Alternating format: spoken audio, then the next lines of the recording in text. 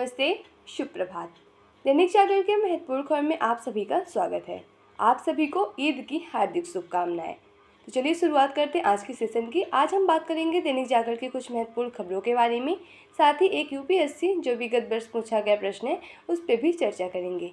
याद रखिएगा, दैनिक जागरण का राष्ट्रीय संस्करण है, तो इसमें आप लोग को वही खबरें मिलेंगी जो आपके परीक्षा के पॉइंट ऑफ व्यू से इम्पोर्टेंट होगी। आशा करती हूँ कि आप लोग को यह खबर अच्छी लगे। धन्यवाद। चलिए देखते हैं आज की क्या खास खबरें, उन्हें हम एक एक करके देख लेते हैं। और खबर की तरफ आगे बढ़ने से पहले हम प्रश्नों को देखेंगे, उसके बाद खबरों को एक एक करके देख लेंगे। तो आइए देखते हैं आज का प्रश्न क्या है। यह सिविल सेवा परीक्षा विगत वर्ष 2016 का प्रश्न है। प्रश्न है, भारत सरकार द्वारा शुरू किया गया मिशन इंद्रधनुष किससे संबंधित है। नीचे इसके कुछ विकल्प दिए हुए हैं। पहला विकल्प है बच्चों और गर्भवती महिलाओं का टीकाकरण। दूसरा है देश भर में स्मार्ट शहरों का निर्माण। तीसरा है बाहरी अंतरिक्ष में पृथ्वी सदृश ग्रहों के संदर्भ में भारत की खोज। चौथा है नई शिक्षा नीति।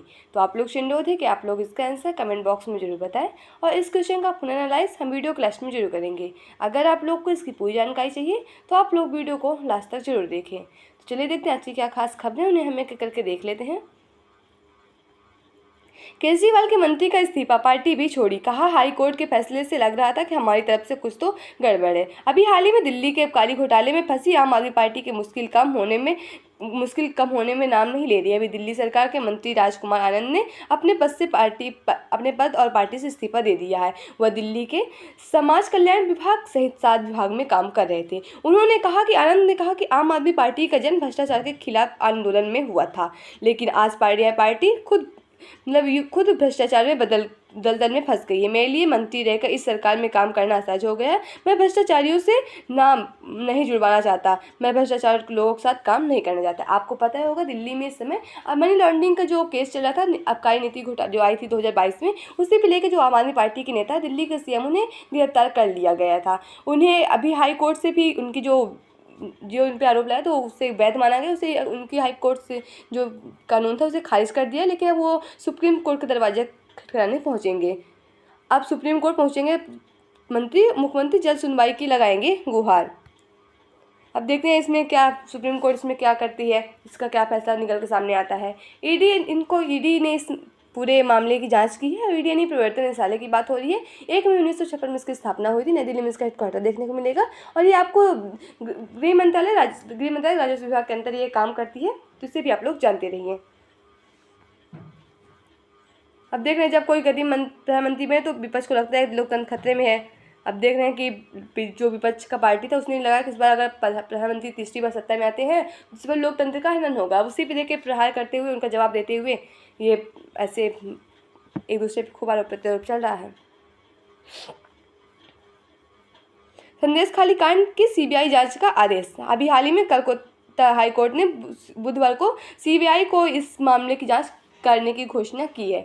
ये आपको पता है, संदेश खाली मामला ये है था कि जो वहाँ के लोग हैं, उनके जो वहाँ की महिलाएं हैं उनके साथ महिलाओं के साथ दुष्कर्म और जो जमीन हड़पने की जो मामला लेके आ रहा है ना, उसी पर एक संदेश खाली पूरा मामला चल रहा है। पश्चिम बंगाल कोलकाता की बात हो रही है। अगर हम पश्चिम बंगाल की बात करें तो भारत के पूर्वी भाग में स्थित एक राज्य है। इसके पड़ोस में नेपाल है, भूटान है, सिक्किम है, असम है, बांग्लादेश, उड़ीसा, झारखंड और बिहार है। इसकी राजधानी कोलकाता है पश्चिम बंगाल की। इस राज्य में 23 जनपद है, 23 जिले हैं। यहाँ की मुख्य भाषा बांग्ला है, और इसका गठन 1 नवंबर 1956 में हुआ था। और वर्तमान में यहाँ की जो सीएम है वो ममता बनर्जी हैं। और यहाँ की जो विधानसभा सीटें आपको पता है 294 सीटें, लोकसभा में 49 सीटें, राज्यसभा में 16 सीटें हैं। तो इसे भी आप लोग जानते रहिए। अगर आप लोग को लोकसभा की सीटें के बारे में पता रहेगा तभी आपको ये पता रहेगा कि कौन सी पार्टी किस पार्टी को कितनी सीटों पे लोकसभा चुनाव लड़ने का इस बार मौका मिल रहा है, किस जगह से। आपको पता है उत्तर प्रदेश में लोकसभा की 80 सीटें हैं। जेएनयू विश्व के शीर्ष 20 विद्यालयों में शामिल। उच्च शिक्षण विश्लेषण संबंधी कंपनी क्वार्कवेली साइमंड्स लंदन ने बुधवार को 2024 के लिए विश्व के प्रतिष्ठित शिक्षण संस्थानों की रैंकिंग जारी की है, जिसमें जेएनयू के भारत के सबसे अधिक रैंक वाली यूनिवर्सिटी बताया गया है। विकास अध्ययन श्रेणी में यह विश्वविद्यालय दुनिया के 20वें स्थान पर है। शीर्ष 20वें स्थान पर जेएनयू को मिला है। IIM अहमदाबाद में विश्व के शीर्ष प्रबंधन 25 संस्थानों में क्यूएस यूनिवर्सिटी रैंकिंग में भारत के 59 संस्थानों ने अपनी जगह बना ली है। इसमें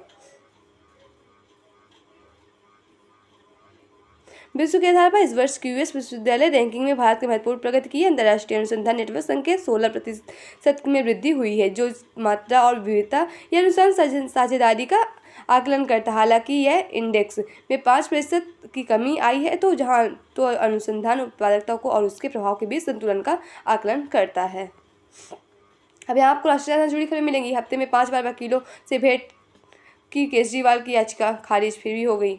कोर्ट ने कहा, रिपोर्ट से प्रतीत होता है कि 2 बैठकों का उपयोग भी अन्य उद्देश्य के लिए हो रहा है।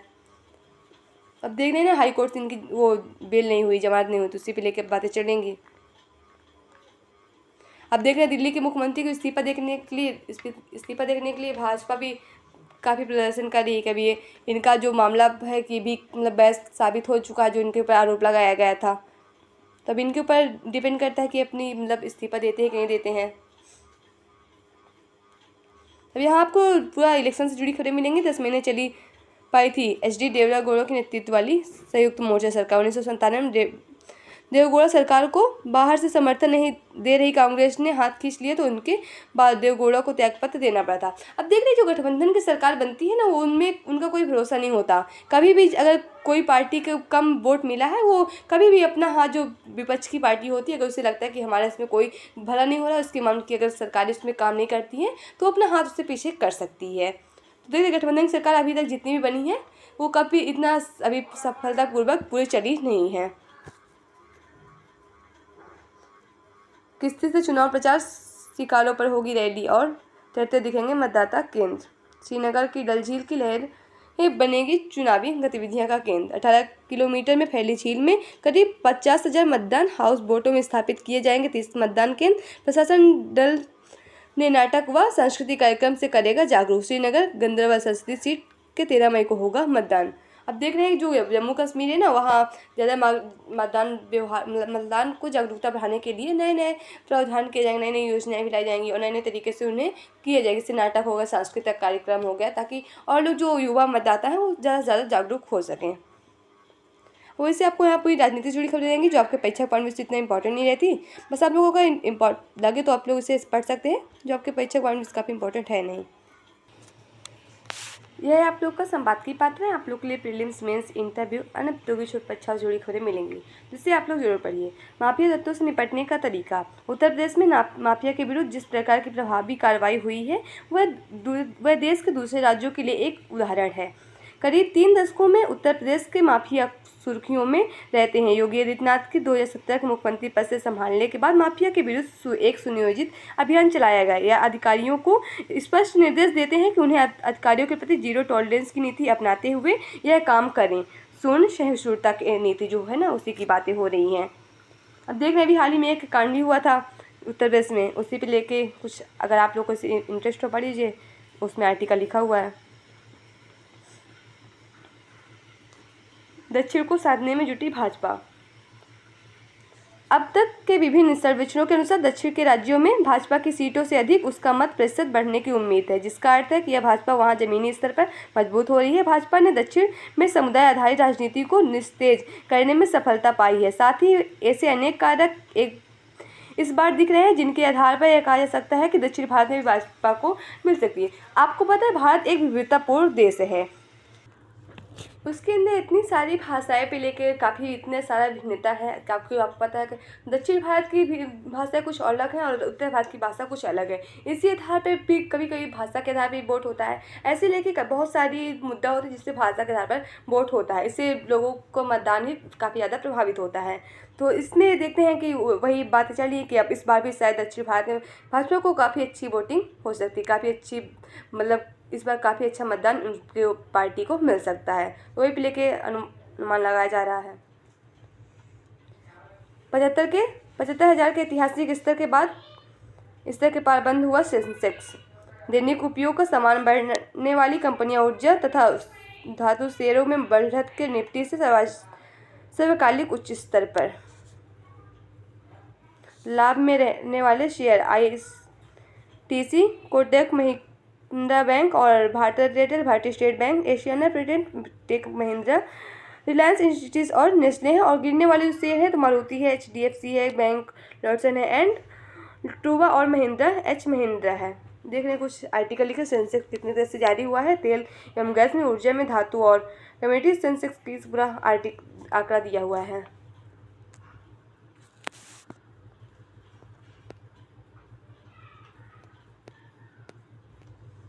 में आपको अंतर्राष्ट्रीय जुड़ी खबर मिलेंगी। भारत चीन सीमा पर शांति बहाल होने की उम्मीद है।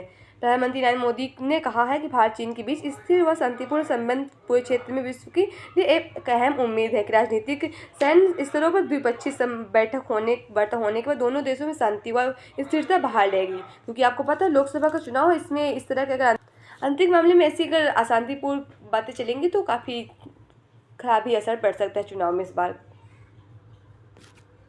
अगर देख रहे हैं कि अगर आपको भविष्य देखना है तो भारत आए, अमेरिका और भारत की साझेदारी नई ऊंचाई पर, सुल्विन कह रहे हैं। गाजा युद्ध घटते से लड़ रहे नेतन्याहू, बाइडेन कह रहे हैं। रफाल पर कार्रवाई के लिए इजराइल के जाने पर अमेरिका राष्ट्रपति का बयान। देख रहे हैं इजराइल और हमास का जो संघर्ष चल रहा है, फिलिस्तीन का जो एक आतंकी संगठन हमास, उन्हीं दोनों के बीच ये संघर्ष चल रहा है। जैनाचार्य लोकेश मुनि अमेरिकी राष्ट्रपति पुरस्कार से सम्मानित। अहिंसा विश्व भारती और विश्व शांति केंद्र के संस्थापक जैनाचार्य लोकेश मुनि को वाशिंगटन डीसी के कैपिटल हिल में अमेरिकी राष्ट्रपति पुरस्कार से सम्मानित किया गया। वह इस पुरस्कार से सम्मानित होने वाले पहले भारतीय भिक्षु हैं। उन्हें गोल्डन शील्ड प्रमाण पत्र और राष्ट्रपति बाइडेन के हस्ताक्षर वाले प्रशस्ति पत्र दिए गए। बाइडेन ने आचार्य के वैश्विक शांति प्रयासों की प्रशंसा करते हुए लिखा है कि वह अपने समय देकर आप हमारे सामने आने वाली चुनौतियों का समाधान खोजने में मदद करते रहें। काफ़ी अच्छी बात है, एक भारत की और बड़ी जीत हासिल कर सकते हैं इसमें। विधर देख खेल चल रहा है, इसमें IPL चल रहा है, उसी प्ले की पूरी चर्चाएं चल रही हैं। टाइटंस ने ढाया रॉयल्स का किला। गुजरात ने राजस्थान के उसके घर पर 3 विकेट से हराया।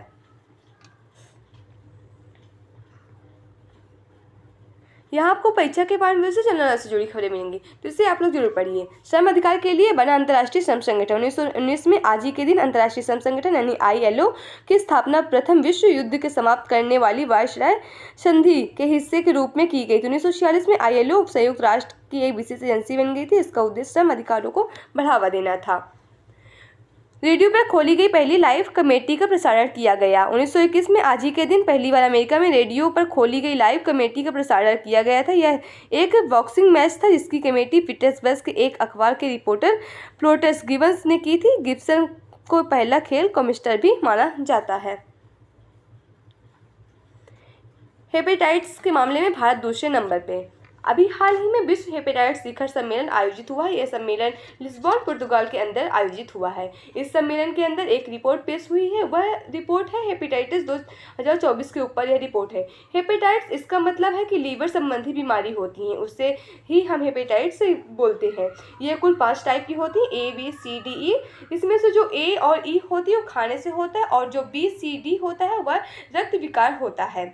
अब इसमें जो सबसे खतरनाक होता है वो BC होता है। और अभी हाल ही में जो हेपेटाइटिस BC रिपोर्ट आई है वो उसमें नंबर 1 पर चीन है, और दूसरे नंबर पर भारत है, और तीसरे नंबर पर इंडोनेशिया है। अगर हम बात कर ले कि हेपेटाइटिस BC जो होता है यह खतरनाक होता है, उससे मौतें भी हो सकती हैं। इससे 1.3 मिलियन यानी लगभग 13 लाख मौतें हुई हैं और 2022 के अंदर, और इसमें 87% मौतें HB से हुई हैं और 17% मौतें HC से हुई हैं। जिसे भी आप लोग जानते रहिए।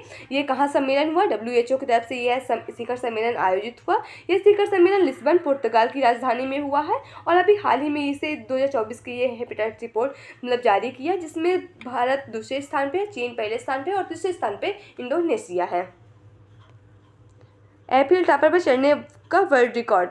फ्रांसीसी एथलीट ऑग्नी गरियर ने पेरिस के विश्व प्रसिद्ध एफिल टावर पर रस्सी की मदद से चढ़कर नया विश्व कीर्तिमान बनाया है। ऑर्निक के जमीन से टावर की दूसरी मंजिल तक की 110 किलोमीटर यानी 361 फीट की ऊंचाई सफलतापूर्वक पूरी की है। उसके साथ ही उन्हें उसके नाम अपने रिकॉर्ड कायम कर लिया है आईफिल टावर पर चढ़ने का।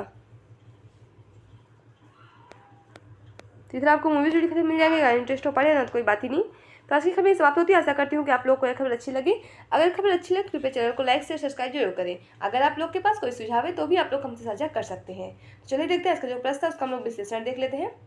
आज का प्रश्न भारत सरकार द्वारा शुरू किया गया मिशन इंद्रधनुष किससे संबंधित है? इसका सही जवाब होगा ऑप्शन ए यानी बच्चों और गर्भवती महिलाओं का टीकाकरण। तो आइए हम लोग इसका विश्लेषण देख लेते हैं। मिशन इंद्रधनुष 25 दिसंबर 2024 को स्वास्थ्य और परिवार कल्याण मंत्रालय भारत सरकार द्वारा शुरू की गई एक टीकाकरण योजना है। इंद्रधनुष के 7 रंगों को दर्शाते हुए इसका उद्देश्य वर्ष 2020 तक उन सभी बच्चों को कवर करना है जो या तो अशिक्षित है या जिन्हें डिप्थीरिया, काली खांसी, टिटनेस, पोलियो, तपेदिक खसरा और हेपेटाइटिस बी सहित 7 टीकों से बचाव योग्य बीमारियों के खिलाफ आंशिक रूप से टीका लगाया गया है। यह मिशन तकनीकी रूप से WHO यानी World Health Organization, UNICEF, rotary international of अन्नदातों भागीदारों द्वारा समर्थित है। तो इस तरह आज की खबरें समाप्त होती है। आशा करती हूँ कि आप लोगों को यह खबर अच्छी लगे। धन्यवाद।